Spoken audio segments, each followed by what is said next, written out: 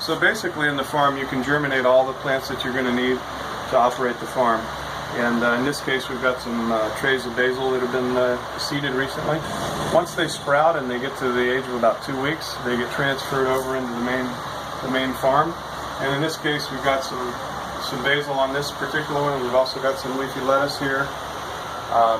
And then they'll reside here in the vertical panels for about 3 weeks to 4 weeks, depending on the species of plant.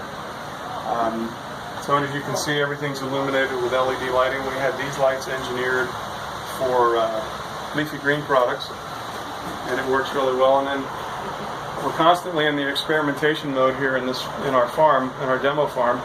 So we've got some basil also represented here, and then some more different leafy green products back in here. But the essence of it is we've created a farm system that is double-sided. Each one of these panels holds 325 plants in a floor space of about 4 square feet. And in a small space, such as a shipping container or a 53-foot semi-trailer, we can get quite high capacities. In a shipping container, we can grow about 9,000 plants. Very healthy. Everything is super insulated. The farm has its own heating and cooling system. We move a lot of air. Constant air movement is very important.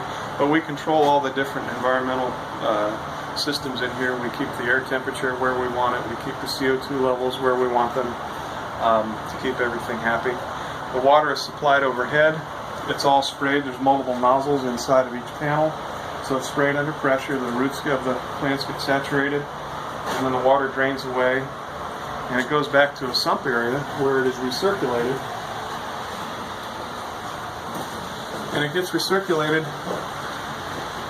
Back here it goes into a sump tank, and then it gets recirculated through this box. This funny looking box on the wall it holds 4 different kinds of rocks and seashells, and so we force the water through there before it goes back into the main nutrient tank. And what that does is it naturally puts minerals back in the water. It reduces the need for inputs of a lot of fertilizers.